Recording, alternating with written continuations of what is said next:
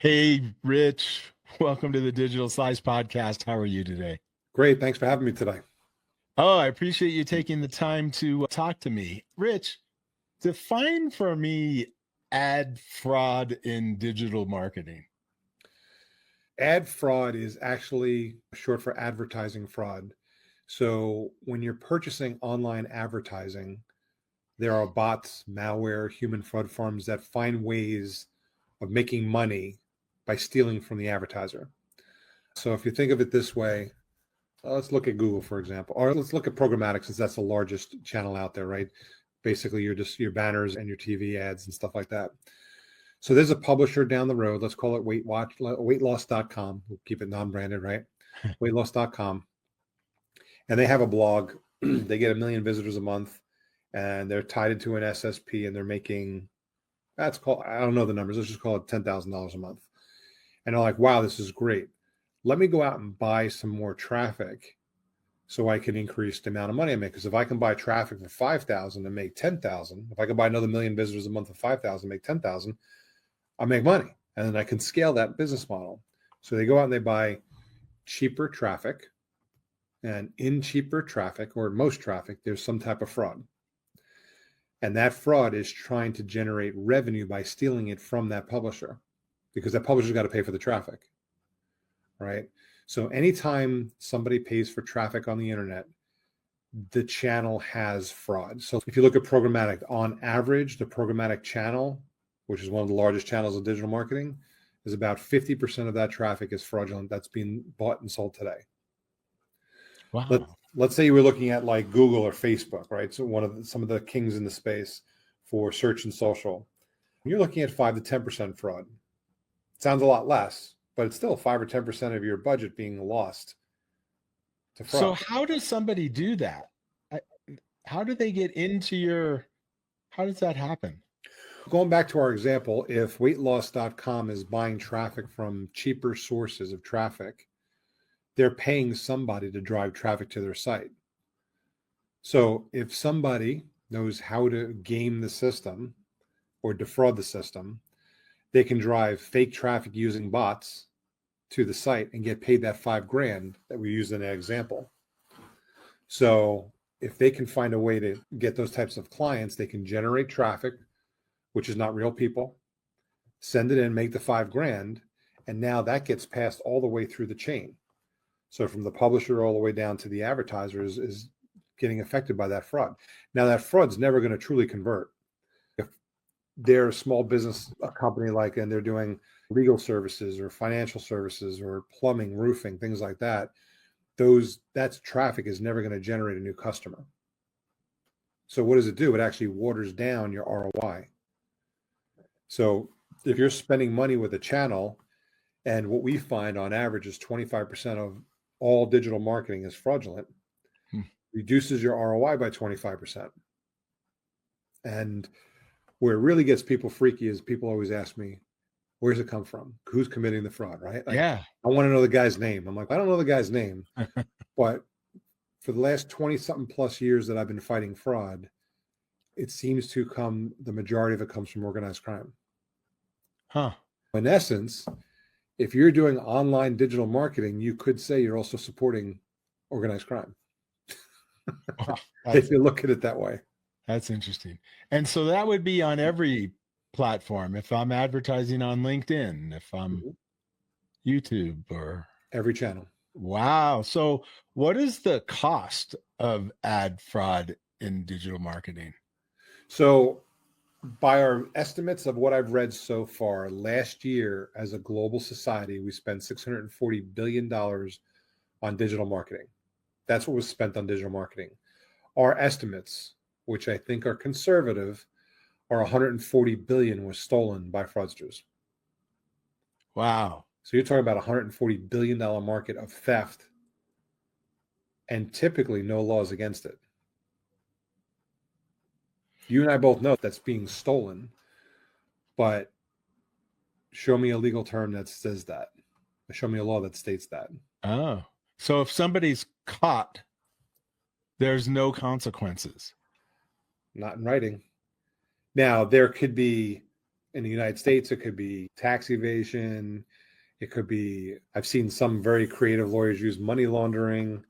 They'll use other laws on the books, but there's no ad fraud law on the books. And besides, most fraud takes place overseas. So now you're dealing with other countries. So Interpol only gets involved if it's over a certain amount of money. And if you can prove it coming from a single source, I've gone down that path before trying to shut down a ring of fraudsters, and it ended up being the Chinese mafia that we caught.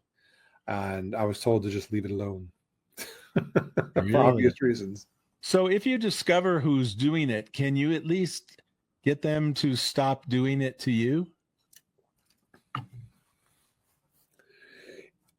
In some very rare cases, I've seen some companies be able to get the ring of fraud shut down for other laws for different reasons. But it's not like you can go to them and say, hey, just do me a favor, stop doing it to me. They're just not going to respond. And there's nothing you can do from the ad platform to stop them. There's not a switch you can click that says, this is me and this is them, and stop working with them. You can, to a degree. So let's use we're using Programmatic as an example because that's the largest chain out there. So let's say you use a software to identify fraud levels according to websites that your ad shows up on. And let's say you identify weightloss.com, like in this example. Let's say they got really egregious and all of a sudden 80% of their traffic that's leaving their site that you see is fraudulent. You could then blacklist them in your DSP, which is where you purchase the traffic from. You can actually blacklist them there so it no longer gets to you. But it's, again, you have to do that with software that can read all your stuff, aggregate all that data together, because it's never going to be just one site. It's like you might get traffic from 1,000 sites and 100 sites might be north of 50% fraud. You want to block that. Then you might have a bunch of sources of traffic that are pushing really good clean traffic, like a CNN or a weather.com or a Bloomberg. And you might, wow, they're less than 5% fraud from this location. Let me buy just on those sites. So there's ways of manipulating it if you have the data in hand. Okay. Are there ways for me to know that this is happening to me while it's happening? Or is it something like during my monthly reporting that I can figure out then? So yes and no. Yes, if you use a software like what we use, where we provide for clients, you can know when the visitor lands on your page if they're real or fake in real time. So you might be able to do something with them. You might be able to, hey, I don't want them filling out a form for my legal services because I know it's going to be wrong information. I don't want to deal with it. So you can block that from happening in real time. There's things you can do. In some environments, you can actually not pay for that traffic in real time, depending on the network you're plugged into. Other traffic sources like Programmatic, is what we're using Programmatic as an example. It's more of a, hey, you can run a report daily and see where the traffic's coming from and decide if you want to continue buying from those sources or not. So it's not real time. It's because, again, you have to see a pattern. You get one bad visitor from weightloss.com, you don't want to block the whole site. You want to get enough traffic that, hey, I got a couple thousand visitors and 80% of it's fraudulent. Okay, now you feel comfortable blocking that source of traffic.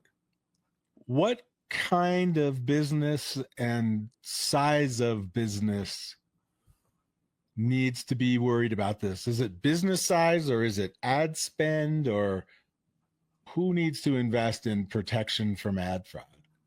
Everybody. And here's where I'll go with that. Even if you're a small business, you might have the resources or the time at that point because you might not be able to afford a solution that's going to do it in real time. And typically, just to give you an example, typical client size that we work with is somebody who spends or manages a minimum of $50,000 a month or more in marketing. And the reason for that is, let's say 25% of $50,000 is fraudulent. That's $12,500. We charge a few bucks for that. And the ROI, we always sell based on an ROI. However, let's say you're just getting started out and you're doing $5,000 or $10,000 a month in digital marketing spend. You still want to look at your data, because what's happening is the data is making it through the system. You'll be able to track ROI. You'll be able to track, hey, I generated a lead from this site. I called enough of them and they all told me they don't know who I am. They didn't fill out my form. There's enough data that you can start putting stuff together to help that mitigation process. It's time consuming, but until you're at a stage where you can afford a solution, that's your option, is to be able to look at. So like I tell everybody, you should be looking at all that data. I'll give a piece of advice to your listeners, especially when you're small and you're just starting out, like let's say Google, for example, right? Google is known to have 5 to 10% fraud on their search product. And if you go to the Google display network, then you're looking at close to 50% fraud. So hold off buying there. YouTube is averaging 25% fraud. You might want to hold off there. So where you're going to get your cleanest traffic is Google search. And when you build your campaign, again, when you have a small campaigns, you can get away with this. When you start building your campaigns, you can't get away with this. So this helps the smaller company that's starting out. Go into the Google campaign, and where it says, by default, it's checkbox, use partner network. Uncheck that. All you want is traffic from google.com. That's generally going to be the cleanest traffic. Interesting. Do the platforms have tools that could tell you what percentage of the ads were fraudulent? So if I do $10,000 worth of ads on LinkedIn at the end of the month, do they know that this is happening? Can they tell me? How do I answer this politically? Do they get paid on the fraudulent traffic? Yes. I would imagine so, yeah. So they don't care. I've spoken to some smaller networks, and I'll go with smaller networks as the keyword there. Most smaller networks are of the phase, if my client doesn't complain, I don't need to do anything about it. But think about Google, 5 to 10% fraud. How big a number is that for a publicly traded company? It's big. Now, I like to believe the good in everybody. So I know that Google, that is going on 12 years ago, bought a couple of fraud detection companies to improve the quality of their fraud detection. But that was 12 years ago. Fraud has changed a lot in the last 12 years. So while they still make money on it, I still believe that they want to minimize the amount of fraud that's getting through. But here's the problem. A lot of technologies have false positives. You don't want to block real good traffic, especially a company like a Google, because imagine today, you decide, Brad, you go to Google, you do a search for, let's say you're looking for a lawyer, right? You search for a lawyer and Google locks you out because it thinks you're a bot. That's what we call a false positive, mismarking a real person as fraud. What does that do to your confidence in the Google product? It hurts. Yeah. So the last thing they want to do is deploy technology that could potentially hurt real people, because that just hurts their reputation across the board. And they don't want a single bad reputation. So they're more on the side of, let's let it through if we're not 100% sure. And based on our data that we're catching, we're seeing typically 7 to 10%. We call it 5 to 10%, depending on the way the campaign's built. But 5 to 10% of that stuff is fraudulent. So most of the platforms that I've come across do not tell you. Now, I will tell you that Google, from time to time, if there's egregious fraud happening, they will come back a day later and say, oh, we issued you credit on 3% of your campaign because we identified fraud after the fact. They've done that for some of my larger clients. I've seen that, but it's rare.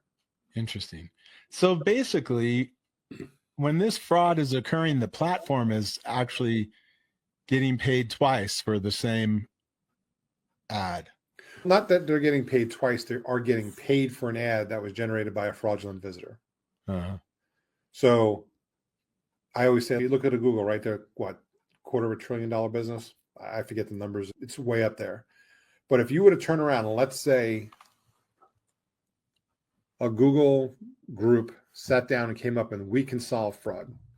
We can knock out that 5 to 10%. So let's just call it 10% for easy math. They can knock out $25 billion a year in fraud. Which C-level exec's going to sign off on that? To be honest, it doesn't happen. And like I said, I can say it doesn't happen because I see the data. I know the data. Look at programmatic, 50% fraud. And there's a complex reason behind why that's the case, but I won't bore everybody with the detail. I can get pretty into the weeds. That's unbelievable. So is this happening in the affiliate marketing world also? 45% of the time. Think of it this way. Now, this is an easier model in the affiliate side of things, right? What does an affiliate do? They get paid to do an action, right? Drive traffic to a landing page, drive somebody to fill out a form, drive somebody to make a purchase. So they get paid, and they get paid generally like a net 7 or a net 10. They get paid like right away. And if it's a chargeback or a bad lead or a click, you can't even tell. But if you go back to that level, you can literally go back and find, where this fraud is coming from. But again, ultimately, like I said, it's fraud. So what's nice about the affiliate models, if you work directly with affiliates, you can actually use, if you have a real-time filter, you can opt, okay, say they just sent in a click that's supposed to get paid or visitor that's supposed to get paid. You can say, wow, identified them as a fraudulent visitor. I'm not paying you on this visitor. Oh. And you can do that in real time. So we work with a lot of affiliate networks or brands that drive traffic through their campaigns through affiliate traffic. So we tie right into their affiliate platform and can turn around and say, hey, these guys sent you fraudulent traffic. We're not paying out on this. So they're only paying for clean traffic. Makes life a lot easier. You don't have to go back. You don't have to look at data. It's just handled all on the fly. Wow. This is really interesting. This is fascinating. I had no idea that it was happening at this level, at this quantity. People have no idea. And it's such, and I hate to say it, like I've been talking about this since early 2000s. I wrote my first version of the code base that we use today back in 2005. And back then, people just weren't talking about it. It was like head in the sand. I don't want to know about it. Because then I have to do something about it. I have to deal with it. And I was in Germany at a trade show, and I met with a household name brand company. Let's just put it that way.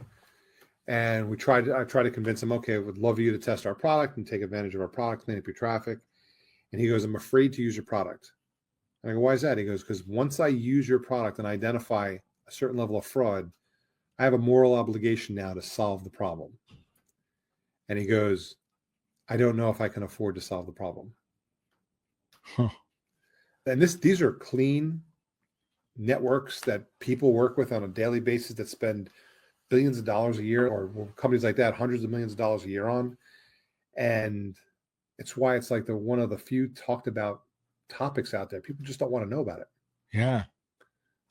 So are these people that are doing this, or organizations, are they now able to use AI to help them? Oh, yeah. So everybody's heard of ChatGPT at this point, right? We all know what it is. You can generate pictures, you can generate content, you can do all kinds of fun stuff. Jump on the dark web and download Fraud GPT, and you have an application that will physically write you bots to defraud people. Oh my God. And they're just getting smarter and smarter, making our jobs harder and harder. But it's getting to the point where if you're out there without a solution like us helping you to determine this stuff, you're going to be having a hard time stopping this stuff. And I always tell people, like I said, there's a fraud level that's going to shut your business down. So let's say if you rely on, and these are for companies that rely on digital marketing to drive new business, which is a lot of businesses. Most businesses rely on that digital marketing. But what percentage of fraud would make the campaign not work and get you to the point you couldn't do it anymore, which eventually without the lead, you would shut down as a business, right? There's a percentage. Like I'm saying right now, the average is 25%. That might not shut you down. What about 30%, 40%, 50%? What number will shut you down? There is a number. Yeah. Maybe it's got to be 90%, but there is a number that'll shut a business down. So we always tell people, if you're not defending yourself against it, they're taking advantage of your network because they know they can get around your network. So now is the time to start taking advantage of this before. I can't tell you how many times I get somebody on the phone. The sky is falling. I just lost half my customer base, blah, blah, blah. They're all claiming fraud. I don't understand this thing. What's going on? And then we test their traffic and find 70% fraud. Wow. At that point, the damage is done, and we'll help them fix and correct and get back on track. Now you have to rebuild half your business. Yeah. The best time to do it. It's kind of like, when's the best time to raise capital? A lot of your audience is in the financial market. When's the best time to raise capital? When you don't need it. Yeah. When's the best time to defend against fraud? When you don't think you need it. Yeah, it sounds like everybody needs it, whether they know it or not. Unfortunately, I don't think I've come across anybody that had 0% fraud or under 1% fraud. Let's put it that way. Wow. Where it's okay, if it's under 1%, all right, we can live with that. That's something that most people would be happy with. And if they actually saw their numbers, they'd be ecstatic with that. But I haven't seen anybody under 1%. Wow. So give me one or two takeaways you want listeners to take away from our discussion. First thing is, it's not a matter of if fraud is happening to you, it's a matter of how much fraud is happening to you. Just realize it's happening right now. If you're at a stage where you can afford a solution, definitely go out, vet out a couple solutions, identify one that works best for you, and then deploy it. It's almost like having a visitor firewall put in place. It's like every network has a firewall to protect its network from intrusion. Same situation. You want anyone from intruding on your advertising dollar. Number two, if you're not big enough, then what you really want to do is start looking at the data, identifying trends in your data, where this stuff is coming from, and if there's something you can do about it. Maybe through that type of mechanism, you'll identify a source that's generating a lot of bad traffic, and you can eliminate them and take that budget, spend it elsewhere.